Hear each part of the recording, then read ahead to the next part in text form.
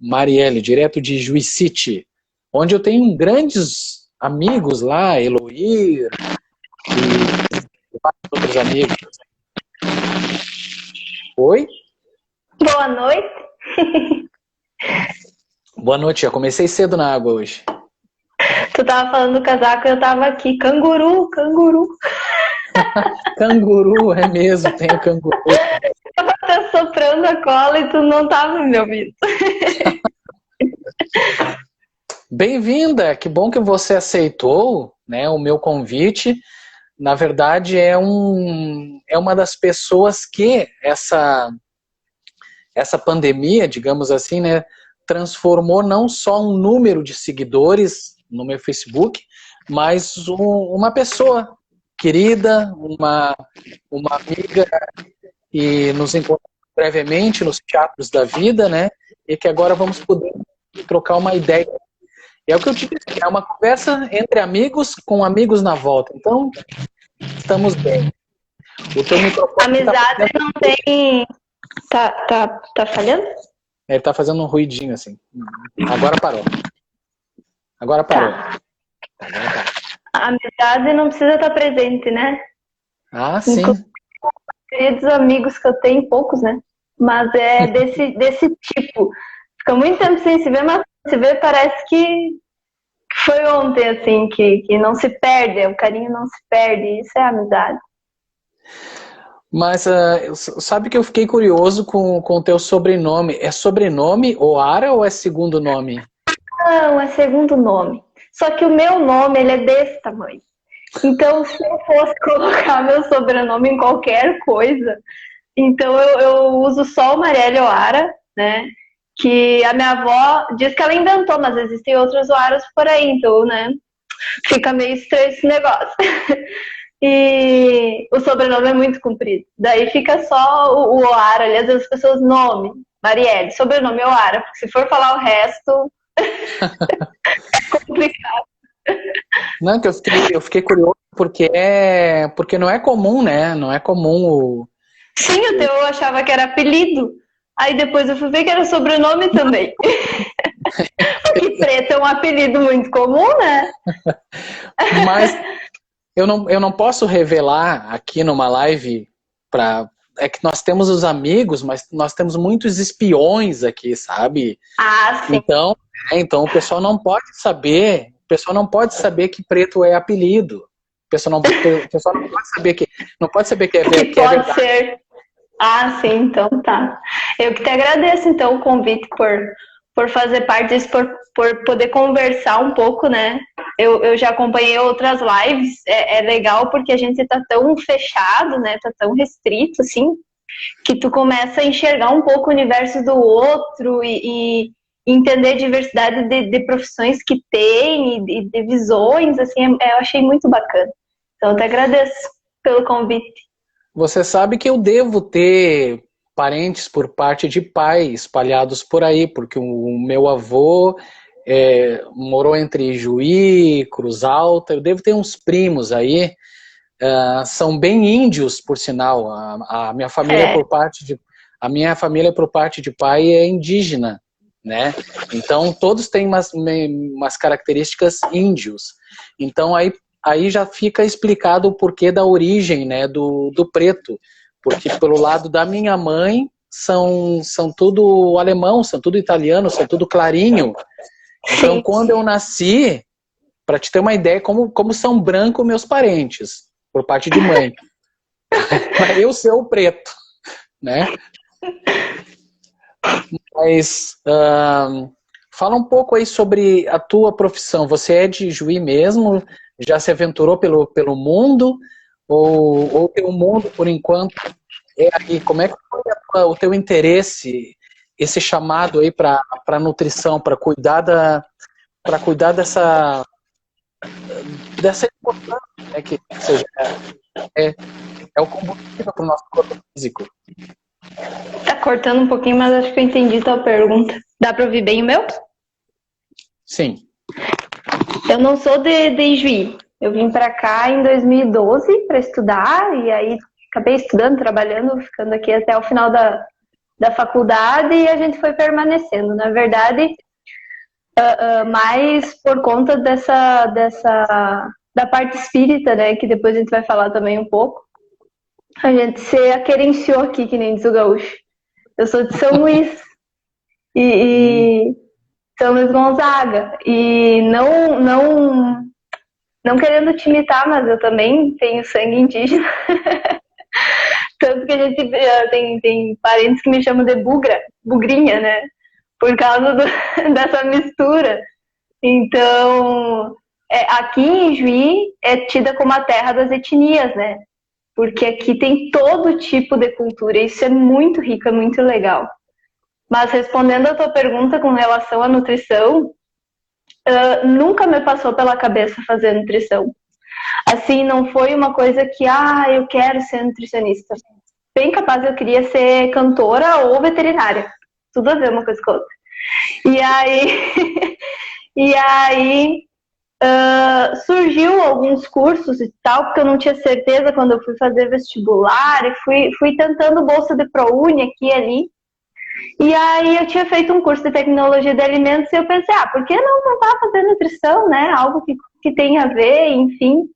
E consegui a bolsa. E aí consegui a bolsa aqui, consegui na Federal de Itaqui, isso também era mais longe, né? E aí eu comecei a pesquisar o curso, eu pensei, não, para lá, eu passei em 2 lugares, né? Alguma coisa tem nisso daí. E aí eu fui passar as férias em São Paulo, meu tio morava lá na época. E aí mas eu não vou começar um negócio se eu não tenho certeza. Sabe aquele dilema de adolescente assim?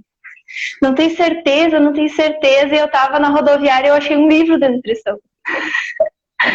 E aí eu falei pro tio, nossa, parece um sinal. E ele, isso não é um sinal, isso é uma tijolada. E aí eu comecei a fazer o curso, assim. Então eu digo que a nutrição me escolheu, porque eu nunca tive, assim, esse desejo, essa vontade. E conforme eu fui fazendo, conforme eu fui estudando, cada vez eu me encantava mais, né, pela profissão. E a mesma coisa aconteceu com a parte de clinicar. Eu queria trabalhar, eu queria ter feito mestrado, eu queria trabalhar na parte de industrialização de alimentos. Clinicar era, assim, algo que não passava pela minha cabeça. E aí eu terminei a faculdade e surgiu um trabalho numa clínica. E aí eu comecei a trabalhar e comecei a me enxergar como nutricionista clínica. E aí depois, quando eu vi, eu estava trabalhando em 4 cidades diferentes. Tava bem louca, né? E aí acabei ficando agora só em São Luís Gonzaga, que é a cidade onde eu nasci. Tô vendo, assim, alguns projetos para começar aqui em Juiz, só que daí com essa pandemia e tudo mais, a gente fica meio, né, não vamos investir agora, vamos ficar com o que tem, e tá bom assim. Então, no momento em que o negócio estabilizar, a intenção é ficar nessas 2 cidades aí, porque, querendo ou não, a gente vai lá para passear, então não custa trabalhar junto, né, trabalhar ao mesmo tempo. Sabe, Mari, que todos nós, todas as profissões foram afetadas pela situação que nós estamos passando, né? E de que forma afetou, não só no teu dia a dia, mas na questão da tua profissão? Foi necessário uma pesquisa de campo maior acerca da alimentação para ajudar a combater esse inimigo invisível que surgiu aí de repente? Sim. Na verdade, eu tive que me reinventar, porque eu sou bem problemática com redes sociais. Então, eu tive a bênção, assim, de surgirem pessoas que me estimularam muito nesse sentido, e a pandemia veio que meio para... Não, tu vai ter que fazer o negócio online, né? E aí eu tive que começar a desenvolver protocolos para atendimento online, tive que, né, me reinventar mesmo. E quando a gente fala dessa situação de pandemia, o que eu deixo claro, não só para os clientes, e é muito bom poder falar isso publicamente, é que, assim, é uma situação única, é uma situação diferente. Tu não fez nada até agora? Não, ok agora. Não vai agora querer se exigir uma coisa que não está pronto para fazer.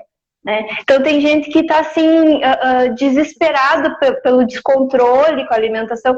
Isso é cultural. Né? A gente tem que entender que comida ela não é só nutriente que entra na boca e que vai fazer algum efeito fisiológico. Eu até fiz uma postagem essa semana da amamentação. A gente envolve emoção e sentimento desde a primeira mamada. Então, desde o primeiro alimento que eu recebo, tem afeto, tem emoção, né? Então, culturalmente, o que acontece? Principalmente nós gaúchos, não tenho nada para fazer. Com o que a gente se ocupa? Fazendo comida. Vamos fazer uma pipoca. Vamos fazer... Então, se tu tá entediado, a chance de comer mais é bem maior.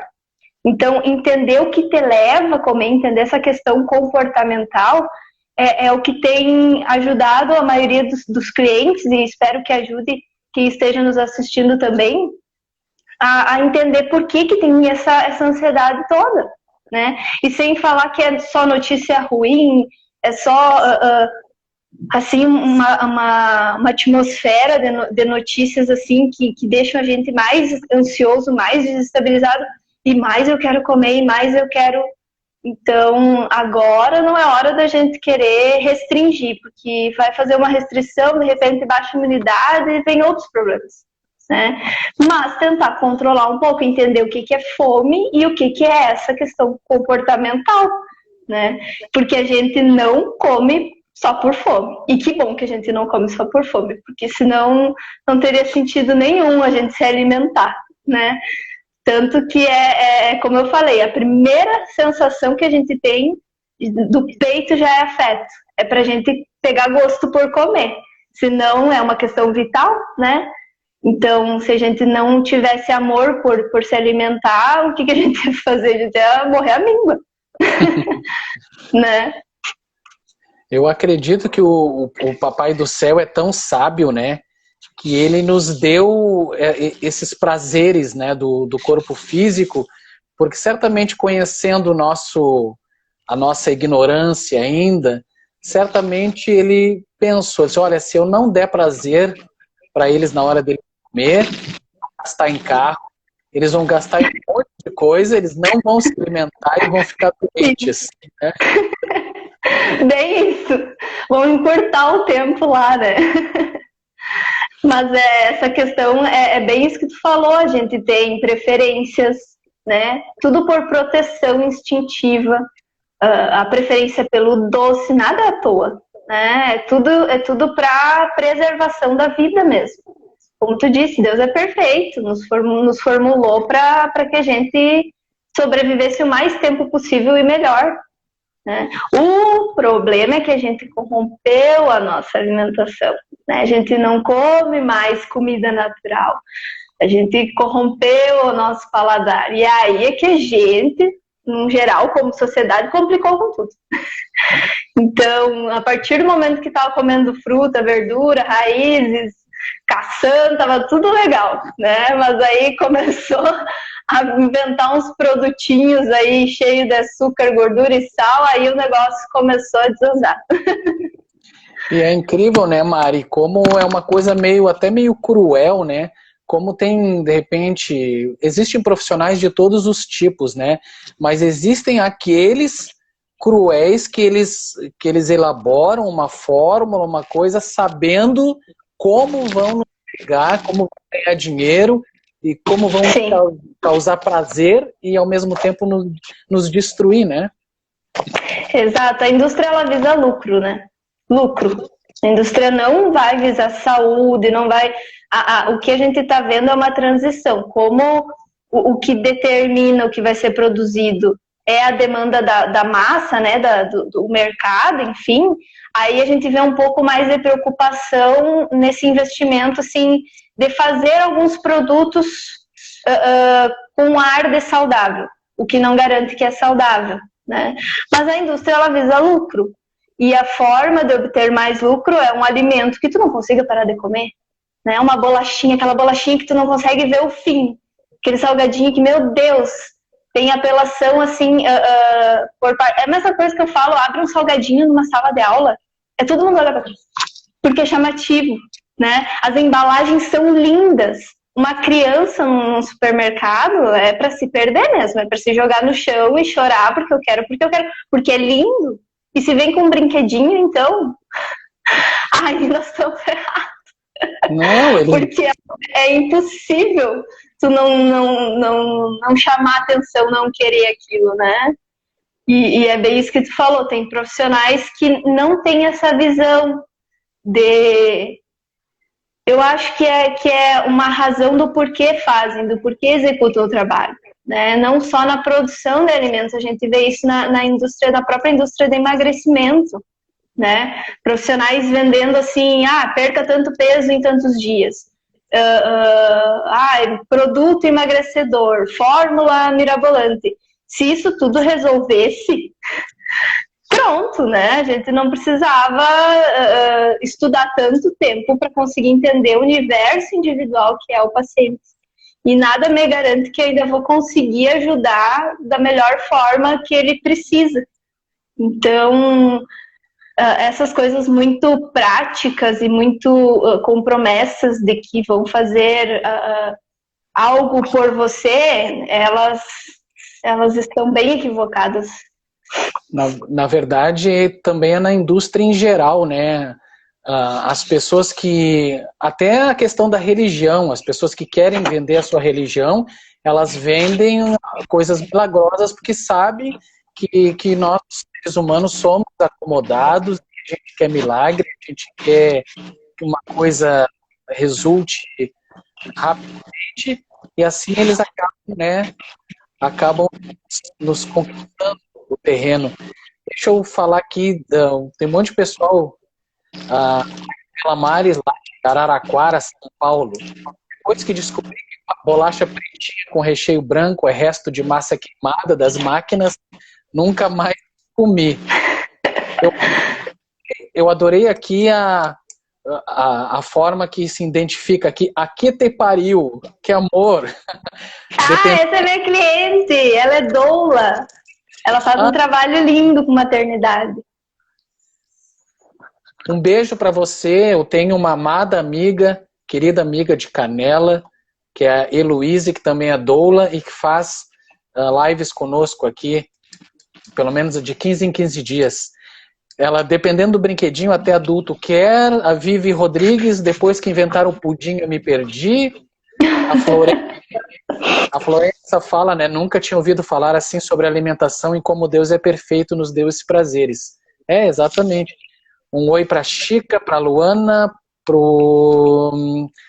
ela também, a doula, disse, minha nutri de coração, tá com saudade de dar uns abraços, Ribas.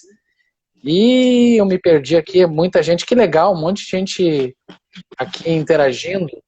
Dudu Merces, Jader, Michel Olegário, Giz, beijos a todos vocês. Então, beijo, um monte de gente querida aí. Esse Jader é um desses amigos, a gente se vê uma vez a cada 5 anos. E é uma amizade, é um irmão que eu tenho. Essas amizades que não se perdem com o tempo nem a distância. Então, Mari, quer dizer que nós acabamos nos perdendo na alimentação logo da infância, né? Sim.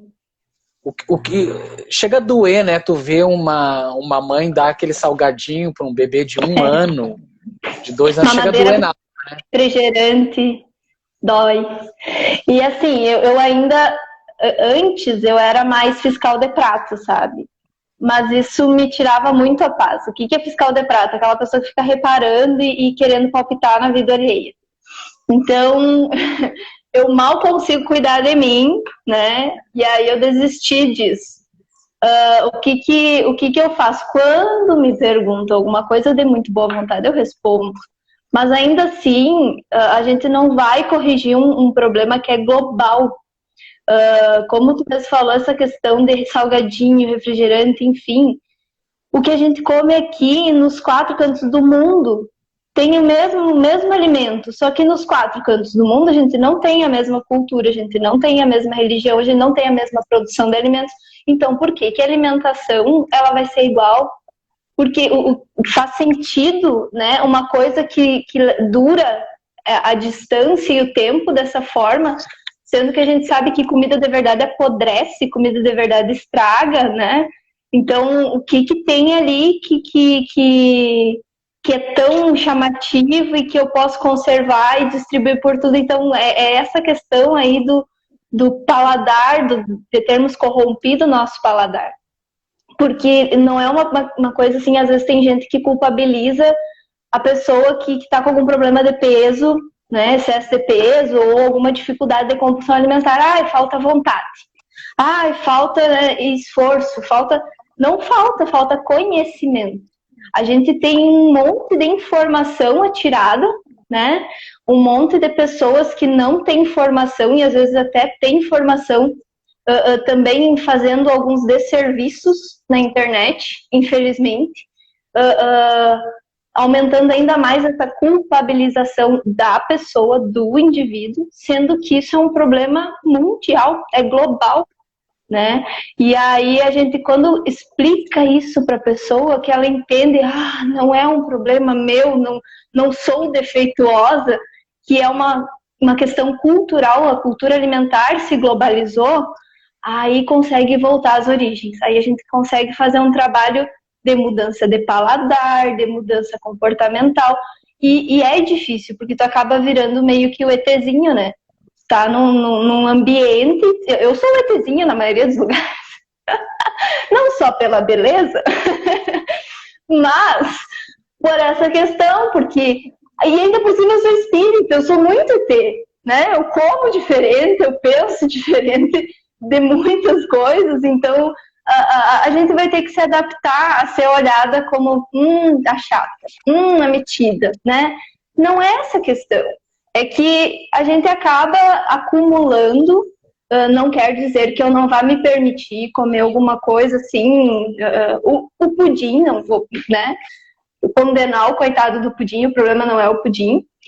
Então, não vou deixar de me permitir algumas regalias, mas se essa for a base da minha alimentação, e é a base da maioria da população, tanto que mais de 50% da população está em sobrepeso e obesidade, e as causas de morte estão associadas a doenças crônicas que são resultado de uma má alimentação, aí eu consigo entender que é a base da alimentação que vai definir a minha saúde.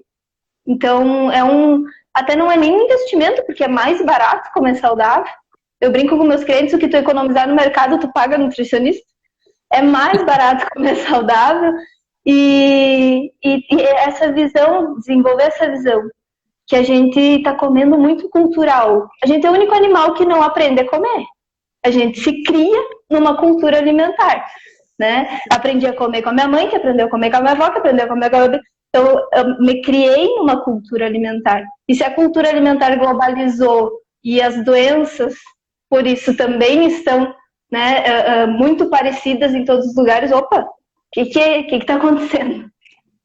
É essa reflexão que a gente tem que se fazer, voltar mais para a feirinha, voltar mais para o produtor local, para a comida regional, do que essa coisa globalizada, essa comida que em todo lugar tem e que não estraga.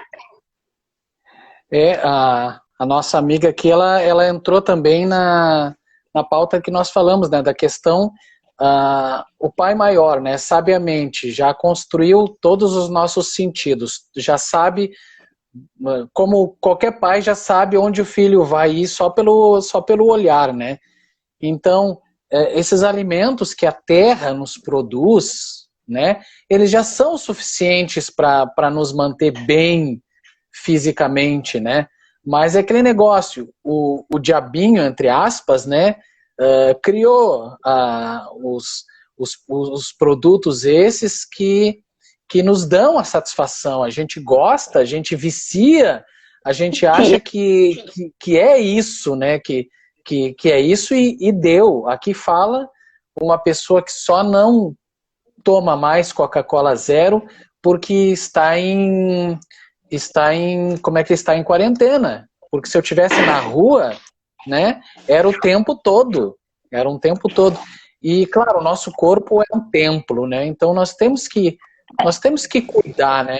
Aos poucos, o que nós vamos colocar nesse templo que nós, claro, nós somos responsáveis pela nossa existência física aqui, a partir do momento que não cuidamos, né, dessa nossa máquina que carrega o nosso espírito, né, rumo à nossa evolução e nossos aprendizados ainda aqui encarnados. Mas vamos falar um pouquinho de Chico Xavier, aquela frase clichê dele, Mari. Aquela frase clichê, mas que é uma delícia de ouvir.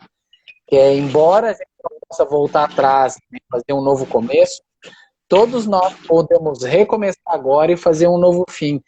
Que dica você daria para aquela pessoa que, né, comeu errado, independente se é culpa dela ou se foi a indústria? Como é que nós podemos começar agora para ter um novo fim? Não é nada assim misterioso.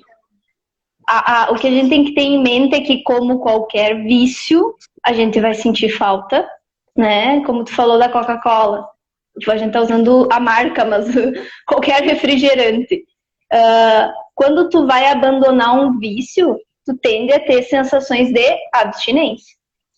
E vamos tratar, então, vícios alimentares como um vício de droga, por exemplo. Né? Tu não vai dizer para uma mãe que ela pode dar um pouquinho de cocaína pro filho. Não vai falar isso. Então, quando tu enxergar a comida com esse perigo todo, não estou dizendo que um refrigerante vai gerar um malefício gigante no corpo de alguém. Agora, como tu falou, constantemente, né? A mesma coisa que uma pessoa que se usasse droga uma vez na vida. Só que a gente sabe que vicia. E a comida tem o mesmo aspecto. Então, quando a gente vai tratar isso como um vício, o recomendado é sempre tirar de vez, né? E se preparar para as sensações, que são sensações de irritabilidade, de muita vontade. E quanto menos a gente pode fazer uma coisa, mais a gente quer aquilo. E aí vem uma coisa que nós, assim, da parte que a gente consegue enxergar a nossa condição espiritual como uma infância da humanidade, a gente entende que é uma criança birrenta que está ali dentro, mas eu quero, mas eu quero, mas eu quero, mas eu quero. A gente tem essa sensação inúmeras vezes quando a gente se diz não. E aí o que a gente precisa? A razão tem que vir como aquele adulto, não, né? Não vai comer, não vai beber. Até que a gente consiga se sentir no controle. Um exemplo disso, esses dias, uma cliente que estava indo muito bem, que estava seguindo tudo certinho, me mandou uma mensagem assim: me deu uma vontade de comer uma Martha Rocha, que é uma torta. Aí eu falei: ótimo, então tu vai comer uma Martha Rocha. Sério? Sim, porque assim, ela não vai estar substituindo nenhuma emoção negativa. Ela também não vai estar presente numa euforia, numa felicidade extrema. Tu vai comer esse alimento com um controle. Agora eu vou comer com o controle o pedaço que eu quero comer, né? Tô dando esse exemplo. E a partir daí, tu vai desenvolvendo um controle com relação à comida. Agora, eu acho muito cruel o negócio de ir tirando aos poucos, né? Porque tu começa assim, já tô me esforçando, daqui a um pouco eu vou ter que abrir mão de mais um pouco. Então, se vai se esforçar, abandona com tudo, realmente se esforça, um alimento de cada vez que seja, né? Vê aquilo que realmente é o que mais te compromete, é doce, é refrigerante, e começa a investir energia em resistir aquilo. E toda vez que tiver vontade, fazer vir essa razão. Não, para lá, a comida não manda em mim. Eu é que mando no que eu vou comer. Porque a gente tá naquela criança birrenta que se joga no chão. É interno, é uma coisa interna. Mas a gente tá naquela criança. E aí a gente começa a perceber como a gente é frágil, como a gente é vulnerável a essas questões. Porque até então a gente se acha assim, não, é tipo um viciado, a hora que eu quiser parar, eu paro, né? E não é assim, é bem complicado. Quem é meu cliente aí pode até mandar um joinha, porque tem gente que nas primeiras semanas me odeia, depois eles me adoram. Mas nas primeiras semanas eles me odeiam e eu aviso isso. Eu digo, você vai me odiar no início. Mas é que precisa um comprometimento. Não é que eu vou proibir. Eu vou ensinar isso que eu estou falando aqui. E se você quiser entrar nisso, vai ser assim. Vai ser complicado.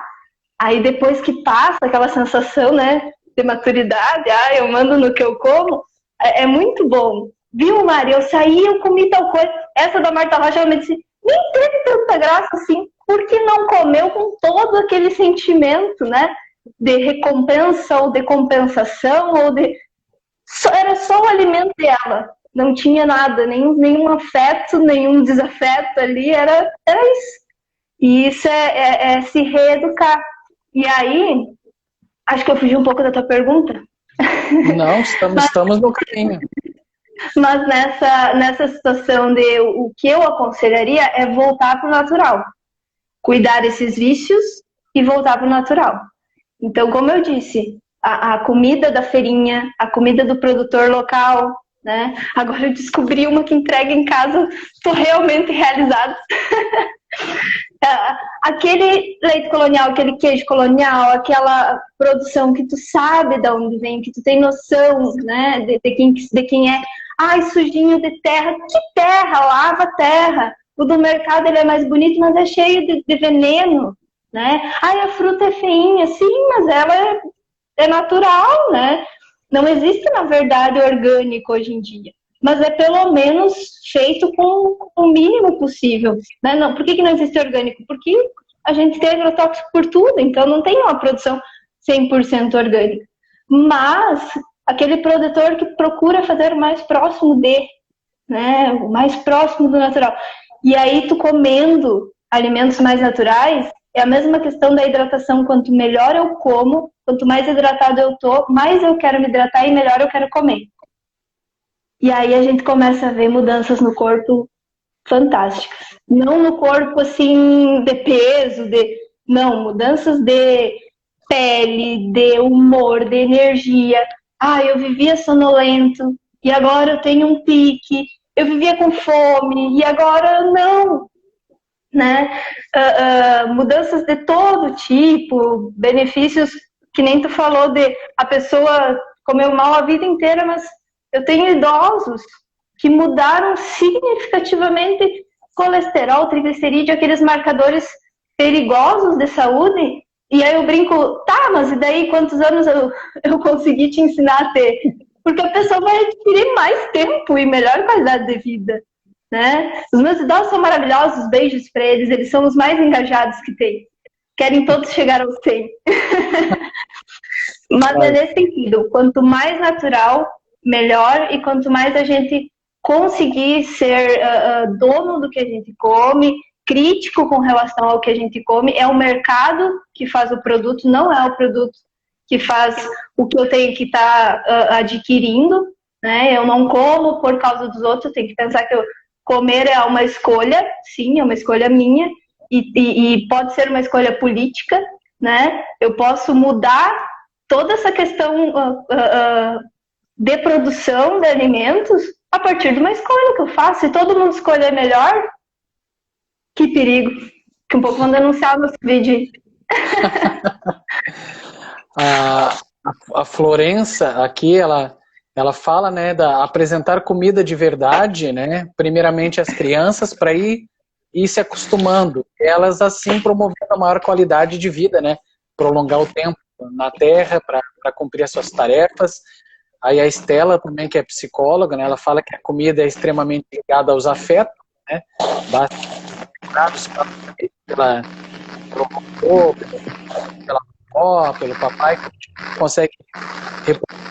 E tem uma outra coisa que é ligada também Tem uma outra coisa que também é ligada a esses salgadinhos, essas coisas que entopem nas crianças, é também a falta de paciência dos pais. Tipo, eu sei que isso aqui vai sossegar a criatura, então toma esse salgadão aqui, toma isso aqui, né? Ou seja, eles nem pensam na questão alimentar, eles pensam na questão, dá isso aqui para essa criança que ela vai sossegar.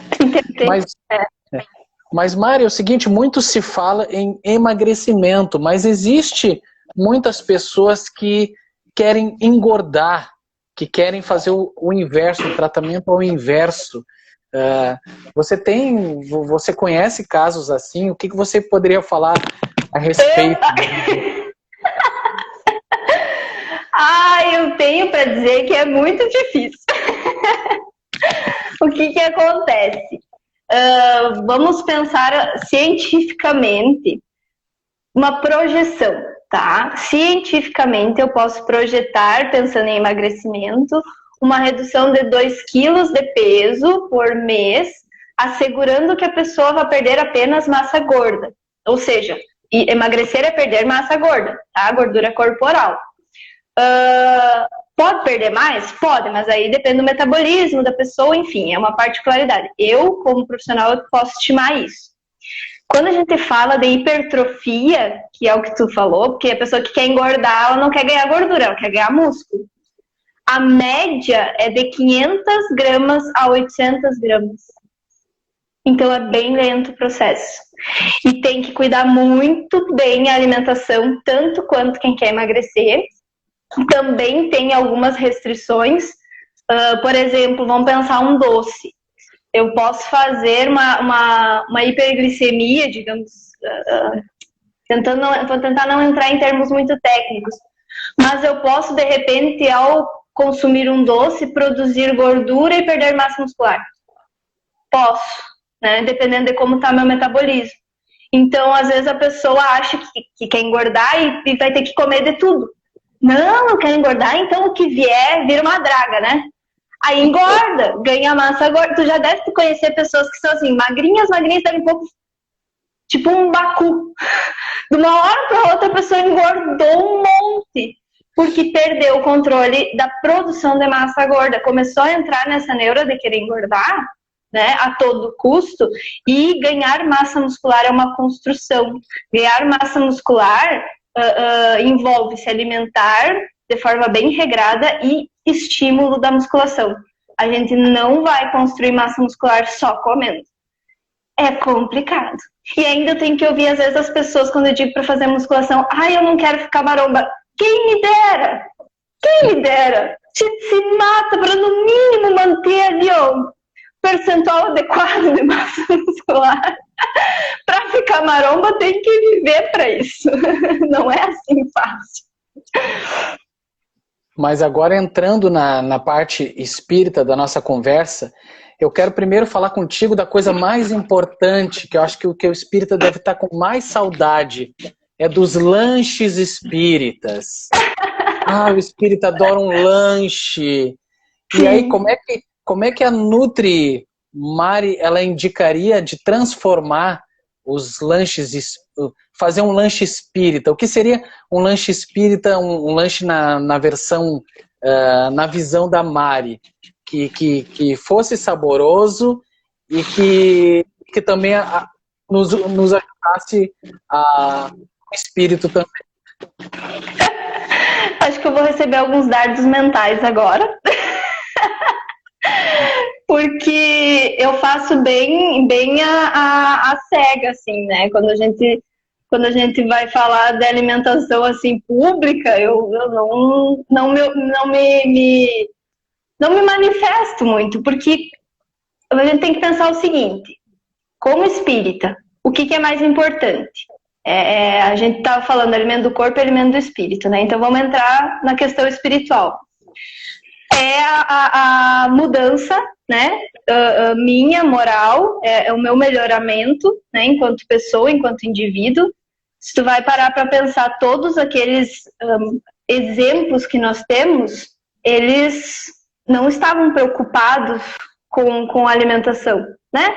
O Chico maravilhosamente comia o seu arroz, feijão e bife, né? Que nem a gente sabe no meio que aquela história do vegetariano e tudo mais, o Chico comia carne, né?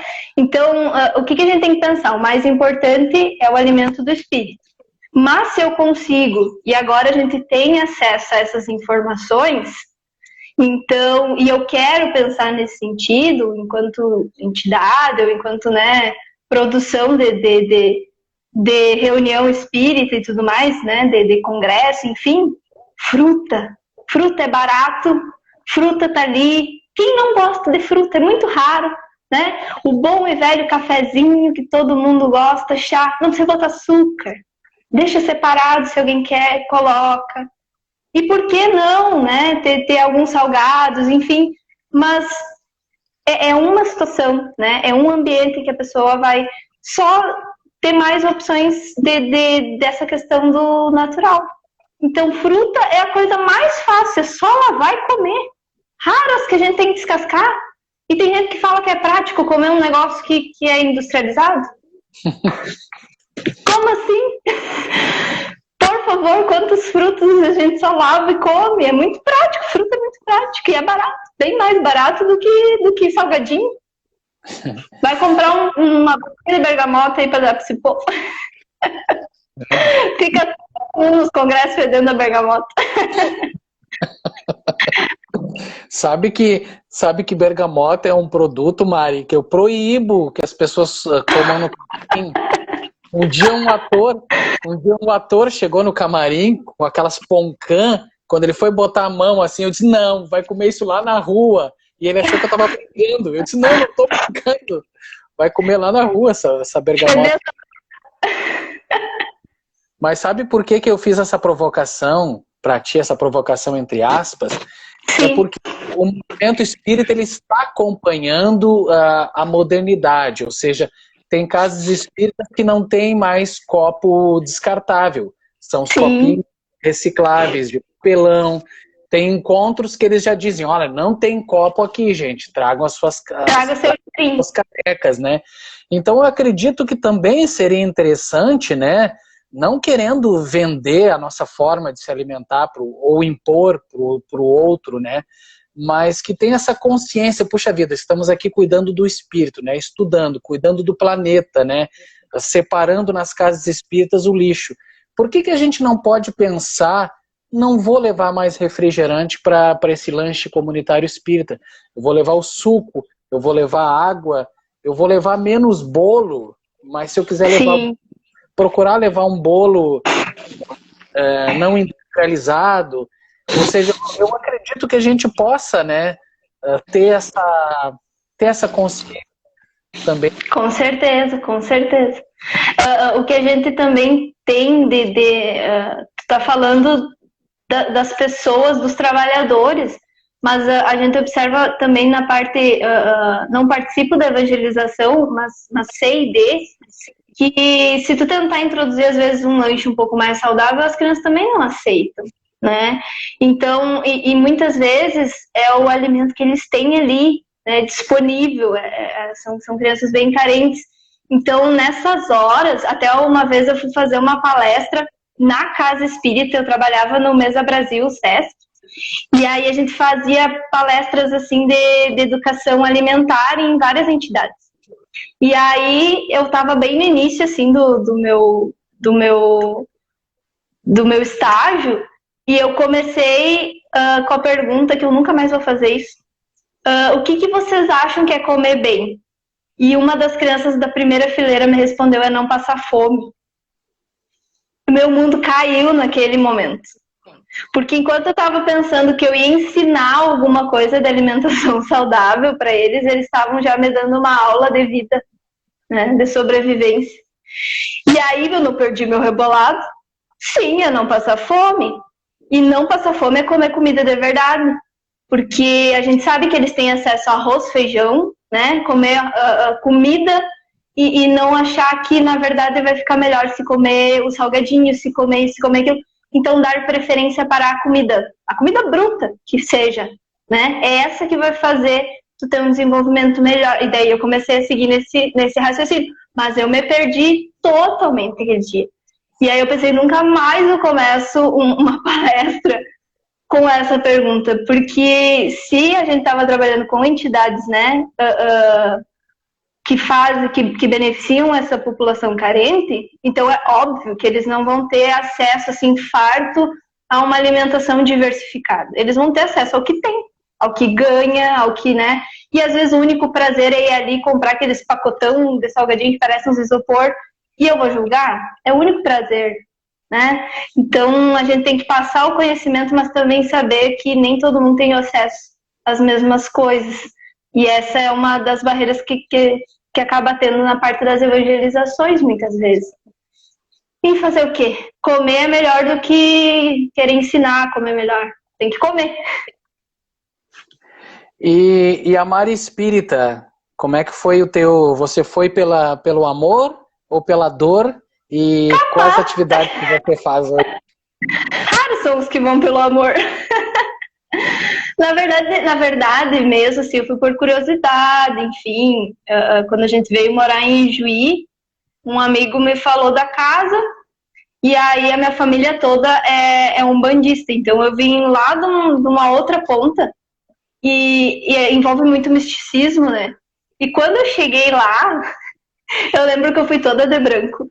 E aí tinham pessoas de preto, e eu pensei, yes, eu posso usar preto aqui. E aí eu comecei a frequentar, comecei a ir nas palestras e tudo mais, mas foi mais a questão da mediunidade que me fez, assim, centrar e estudar e levar a sério, porque é um convite que a gente recebe, mas é um convite meio, né, meio bruto.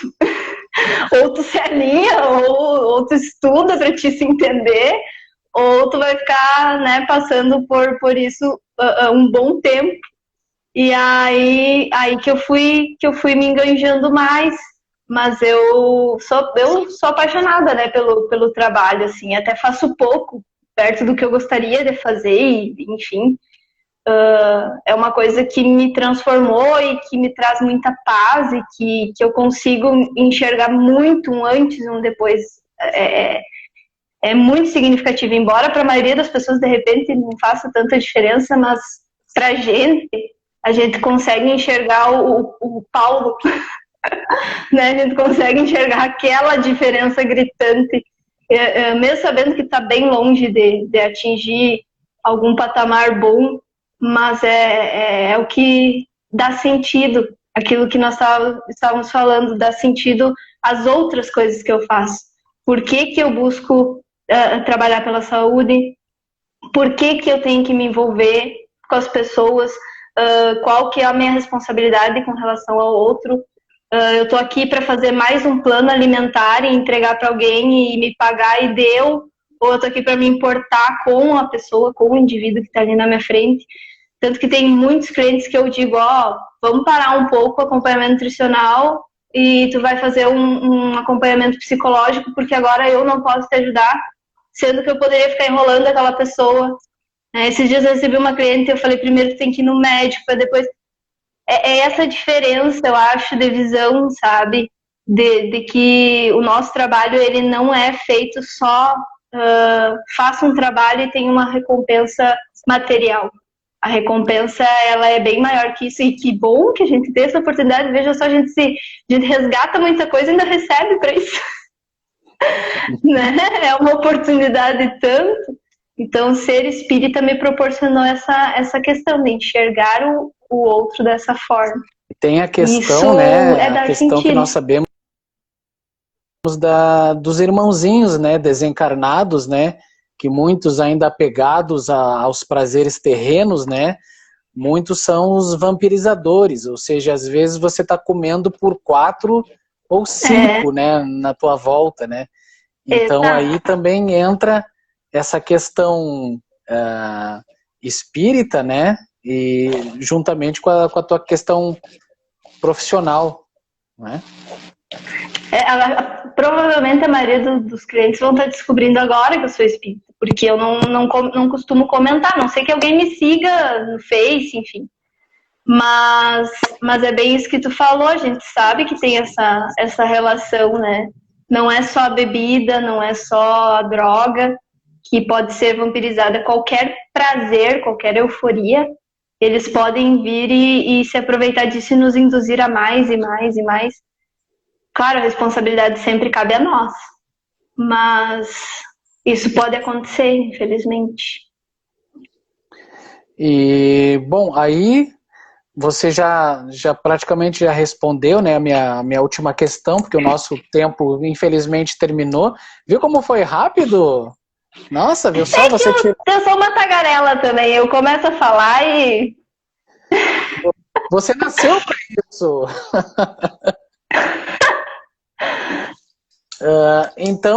Então, com certeza, o espiritismo, o conhecimento, o estudo espírita, ele influencia positivamente e efetivamente na tua profissão. Influencia em tudo. Eu acredito que a gente não tem como separar o profissional, o pessoal, enfim. Claro que eu gosto de falar das máscaras. Até a minha terapeuta disse que eu gostaria de ser, na minha vida, a nutricionista. Porque eu acabo desenvolvendo uma postura enquanto profissional. Né? Eu acabo desenvolvendo é uma máscara, uma personalidade, é um jeito de tratar, porque a gente vai vestindo máscaras, máscara social, máscara da família, não é máscara no sentido de ocultar, mas no sentido de como eu me comporto nessa situação, né? Só que a base de todos esses comportamentos, de todas essas Marielles, é a mesma, né? É o mesmo impulso que me dá pessoal, o mesmo impulso que me dá, ele vem de uma origem. E a origem foi o espiritismo que trouxe esse entendimento do porquê que a gente está aqui, né? Que a gente está aqui para servir, em primeiro, tanto que às vezes eu esqueço de cobrar, meu Deus, daqui a pouco, daqui a pouco vão estar me dando calote, mas eu esqueço de cobrar, faço dessas. Então, assim, para que eu estou trabalhando? E enquanto eu tiver esse tesão, essa vontade de fazer as coisas em prol do outro, e não em prol de algo material, e eu acho que as pessoas sentem muito isso, tanto que às vezes na primeira conversa já falam, a gente criou um vínculo, mas é por uma coisa tão simples, eu olhei para a pessoa, né? E muitas vezes eu sei que eu poderia ter feito mais, mas ainda assim a gente está tão acostumado com o escasso, com o atendimento superficial, com aquele profissional que não te olha, que já vai fazendo uma receita para te passar, ou que já entregam alguma coisa pronta, que tu se surpreende quando alguém olha para ti. Olha que apavorante como a gente se perdeu, né? E isso, a base é a mesma. A base da Marielle pessoa, a base da Marielle profissional é a mesma. Só toma uma postura diferente. Hoje a Mari tá meio confusa aqui, porque eu não sei, uma hora eu sou profissional, outra hora sou eu, tô bem... Te agradeço a amizade, agradeço você ter ido prestigiar, né, o nosso espetáculo teatral. Manda um abraço a todos aqui que estão assistindo a live. E tá aqui o Insta da Marielle. Pessoal que quiser entrar em contato aí, entra em contato. E um grande abraço a você, um grande abraço ao seu esposo, um grande abraço a ele. Ele é o cara, eu tô fã dele. Não conheço, mas sou fã dele. Um grande abraço e uma boa noite para vocês. Obrigada eu pelo convite. Dá vontade de ficar conversando aqui, fazer um mate e ficar a noite inteira. Muito bom. Eu tava meio receosa, eu falei, eu tô nervosa. Eu vou rir o tempo todo, porque eu fico nervosa. Agradeço pelo teu trabalho. É inspiradora a arte, ela nos transporta como eu comentei aquele dia, cantar é orar 2 vezes, a arte ela intensifica tudo da vida, as coisas que a gente já sabe, parece magia, mas não é a vida real que vocês interpretam, e isso é lindo, a vida real ela é tão mágica quanto aquilo que a gente fica ilusoriamente criando, e quando a gente se dá em conta disso, vale mais a pena ainda viver, e que bom que a gente tem pessoas como vocês com arte, para trazer isso, para dar vida a isso para nós. E obrigada pela amizade, pelo convite de novo. Tô falando rápido porque eu tô com medo que caia. 10 segundos. Boa noite, eu que agradeço. Sou teu fã também. Cuidem-se. Beijão.